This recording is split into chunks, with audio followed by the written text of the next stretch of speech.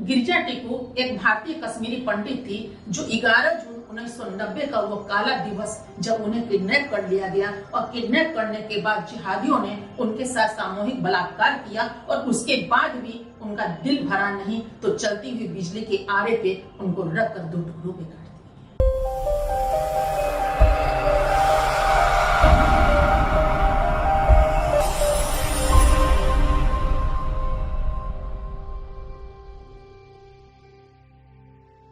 नमस्कार, भव्याश्री न्यूज से मैं नूपुर। विवेक अग्निहोत्री की फिल्म द कश्मीर फाइल्स काफी धूम मचाता हुआ दिख रहा है। जहां एक तरफ उसके प्रमोशन के लिए प्लेटफॉर्म पे स्थान नहीं था, वहीं माउथ टू माउथ इनका प्रमोशन इस तरफ हो रहा है। एक तरफ सरकार इनके साथ है, बहुत सारे स्टेट में ये टैक्स फ्री कर दिया गया है, वहीं भीड़ उमड़ रही है और भीड़ जब उमड़ रही है तो सिनेमा घर में दर्शकों की आंखों में आंसू का सैलाब भरता हुआ दिख रहा है। और वही नहीं, जब वो सिनेमा घर से बाहर निकल रहे हैं तो भी आंसुओं का थमना रुक नहीं रहा है। द कश्मीर फाइल्स का एक अहम हिस्सा है गिरिजा टिकू। गिरिजा टिकू के विषय में आप जानते होंगे, आरंभिक दौर में तो गिरिजा टिकू बिल्कुल ही शांत पड़ गई, चूंकि मीडिया चौथा स्तंभ माना गया है। देश का चौथा स्तंभ मीडिया है। अगर मीडिया पकड़ ले किसी बात को तो वो वहां तक दूर तक ले जाती है, लेकिन अगर मीडिया शांत पड़ जाए तो नेचुरली है कि वो घटना भी सने सने शांत पड़ जाता है और वो सुगलता हुआ दिखाई नहीं पड़ता है। गिरिजा टिकू उन्हीं की एक हिस्सा थी और वो इतना दर्दनाक भयावह दृश्य था जिसको सुनकर रोंगटे खड़े हो जाते हैं। और फिल्म जिसने देखा होगा और देख करके जो निकल रहे हैं तो वाकई में आंसुओं का सैलाब आखिर रुके तो रुके कैसे, और ये ठहर नहीं पा रहा है। लोग बिल्कुल भाव विहल हो रहे हैं और याद आ रहा है लोगों को निर्भया कांड। वो निर्भया कांड अगर मीडिया साथ न देती तो शायद निर्भया के दोषी को भी फांसी की सजा नहीं मिलती, लेकिन चौथा स्तंभ हिला डाला और उसके बाद निर्भया के हत्यारे को सजा मिली। लेकिन गिरिजा टिकू के हत्यारे को आज तक सजा नहीं मिली और सजा मुक्त है, इसलिए कि उस समय की मीडिया भी शांत पड़ गई और उस समय जो सरकार थी उसने भी बिल्कुल गिरिजा टिकू के विषय में सोचा नहीं। गिरिजा टिकू भारतीय कश्मीरी पंडित थी जो कश्मीर में ही लैब शिक्षिका थी और एक सरकारी स्कूल में काम करती थी। कश्मीर के बांदीपोरा में रहने वाली गिरिजा टिकू आजादी आंदोलन के बाद जम्मू कश्मीर में आकर के रह गई। सब परिवार उनके साथ 60 बरस की उनकी माँ थी, 26 बरस के उनके पति, 4 साल का एक बेटा और 2 साल की बेटी। सब परिवार आकर जम्मू कश्मीर में रहना स्टार्ट कर दिया। उसके बाद उनको फोन आता है कि आपका जो भी पैसा है, चूंकि वो तो कश्मीर में काम करती थी और यहाँ पे आंदोलन के बाद जब यहाँ पे आई तो वहाँ कहा गया कि यहाँ पे आंदोलन बिल्कुल थमसा गया है, यहाँ पे कुछ भी खतरा नहीं है, आप आकर के स्कूल से जो भी आपकी राशि है वो आकर के ले जाइए। गिरिजा टिकू वहाँ गई अपने पैसा के लेने के लिए, जबकि इनको आश्वस्त किया गया था कि यहाँ पे कुछ भी खतरा नहीं है, आप बिल्कुल निफिक्र आइए और पैसे लेकर के आप यहाँ से जाइए। गिरिजा टिकू वहां गई, स्कूल गई और स्कूल में अपना वेतन लिया और वेतन लेकर के जब वो लौटी तो एक मुस्लिम सहपाठी के घर चले गए और वहां जाकर के कुछ देर रुकी और वहीं से शुरू हो गया इनके अपहरण का कांड। उन्हीं के घर में जो आतंकवादी थे वो जिहादी इनका अपहरण करके सबके सामने ले गए, यानी कि सारे गांव वालों ने देखा है कि गिरिजा टिकू को किस तरह वो आंखों में पट्टी बांधकर अपहरण करके ले गए। और सिर्फ अपहरण ही नहीं, उनके साथ बारी बारी से जघन्य अपराध किया गया और अपराध के बाद बिजली के आरे पे उनको रखकर 2 टुकड़ों में बांट दिया गया। ये दर्द बोलते हुए हमारे रोंगटे खड़े हो जा रहे हैं, लेकिन जो गिरिजा टिकू ने उस दर्द को झेला होगा, चलती हुई आरे पे जिस तरह लकड़ियों को 2 टुकड़ों में आरे धीरे धीरे धीरे धीरे काटती है, अब सोचने की बात है कि किस तरह वो उस दर्द को झेली होगी। ये दर्द निर्भया के दर्द से कई ज्यादा गुना ज्यादा था, कई गुना ज्यादा। और इस दर्द को वो किस तरह सही होंगी, किस तरह झेली होंगी, विवेक अग्निहोत्री ने इसी दर्द को व्यक्त किया है। जो फिल्मों में जितने भी दर्शक हैं उस फिल्म को देख करके उस दर्द को ले करके अपनी आंखों में जो उमड़ते हुए सैलाब है उसको रोक नहीं पा रहा है और ये आंसू गिरता ही जा रहा है। आखिर क्यों आज तक की तारीख में अभी लगभग 3 दशक से ज्यादा होने को हो रहा है और गिरिजा टिकू के दोषियों को अभी तक सजा नहीं मिली। वहां कोई भी नामो निशान तक नहीं है, कोई केस नहीं है, कुछ मुकदमे नहीं हुए। टोटल का टोटल बातें जो हैं बिल्कुल सिमटी हुई रह गई। आखिर क्या कारण है? आज की तारीख में देखा जाए तो एक आंदोलन का रूप लेता हुआ नजर आ रहा है।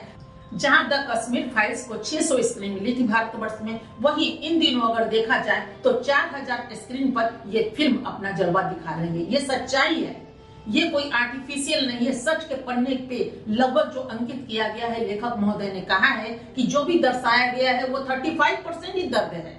अगर पूरा का पूरा 100% अगर दर्द इसमें व्यक्त किया जाता तो दर्शक का जो हाल होता सिनेमा घर में, उसके लिए कोई दवा नहीं थी। और ये 35% का दर्द जो उन्होंने व्यक्त किया है और जो विवेक अग्निहोत्री ने इस फिल्म को फिल्माया, उसको देखकर ये लगता है कि अभी देख लीजिए कि हाल में 600 और अभी 4000 स्क्रीन पे ये फिल्म अपना सच्चाई दर्शा रही है और लोग की भीड़ उमड़ती ही जा रही है। निजाम मुस्तफा को जो मानेगा वही कश्मीर में रहेगा, नहीं तो कश्मीर खाली कर देना पड़ेगा। और ये आंदोलन इतना आगे बढ़ा, और ये जो थी जुझारू महिला थी गिरिजा टिकू, और वो लड़ने वाली महिला थी कि आखिर हम क्यों, चूंकि कश्मीर पंडित का सवाल था, कोई भी अपनी मातृभूमि को या अपनी जाति, जिस जाति में जन्म लिए, जाति प्रथा वैसे भी लोग नहीं मानते, लेकिन जिस घर में जिन्होंने जन्म लिया या जिस मातृभूमि में जिन्होंने जन्म लिया, उस मातृभूमि को कोई क्यों भूल जाए। तो ये चीज होती है कि हम सर उठाकर जिएंगे, सर झुकाकर नहीं जिएंगे। और इसी से जिहादियों को काफी भय था, काफी डर था कि एक गिरजा टिकू कहीं ऐसा न हो कि पूरे के पूरे कश्मीर को गिरजा टिकू बना दे। और इसी से वो डर रहे थे, और डरने के बाद इनका साजिश के तहत अपहरण किया गया, और अपहरण करने के बाद इनको 2 टुकड़ों में चलती हुई, बिजली से चलती हुई आरे के सामने रख दिया गया, और ये कई टुकड़ों में बट गई। और ये दर्द जो बयां होता है, पढ़ने से रोंगटे खड़े होते हैं। जब उसने झेला होगा तो समझ सकते हैं कि आखिरकार ऐसा क्या हुआ जो बातें थम गई, आखिरकार कैसा हुआ जो आज साक्ष्य और सबूत के तौर पर विवेक अग्निहोत्री ने इस चीजों को प्रस्तुत किया। ये कोई मनगढ़ंत बातें नहीं है, जिसको अन्य पिक्चरों में आप देखते हैं कि मनगढ़ंत एक कहानी होती है और उस कहानी का एंड बहुत सुखमय होता है या दुखी कर देने वाला होता है। लेकिन ये मेरे ही भारतवर्ष का एक अंग कश्मीर, और कश्मीर में हमारे ही कश्मीरी पंडितों के साथ इस तरह जो अपने घर को छोड़कर उन्हें बेघर होना पड़ा, वहां से पलायन कर जाना पड़ा जबरदस्ती। आज जो देख रहे हैं बहुत सारे देशों में कि देश को हथियाने के लिए दूसरे देश का आक्रमण होता है, उसी तरह हमारे ही भारत में, हमारे भारत में रहने वाले लोग इस तरह आतंकी हो जाएंगे, ये तो समझ से परे है। लेकिन वहां पे जो भी कश्मीरी बच्चे थे, उनके छोटे छोटे बच्चों को अपहरण कर लिया जाता था और उनको जिहादी बनाया जाता था और कहा जाता था निमाए मुस्तफा का तुम अनुकरण करो और उसी पद पे तुम, उसी चिन्हों पे तुमको चलना पड़ेगा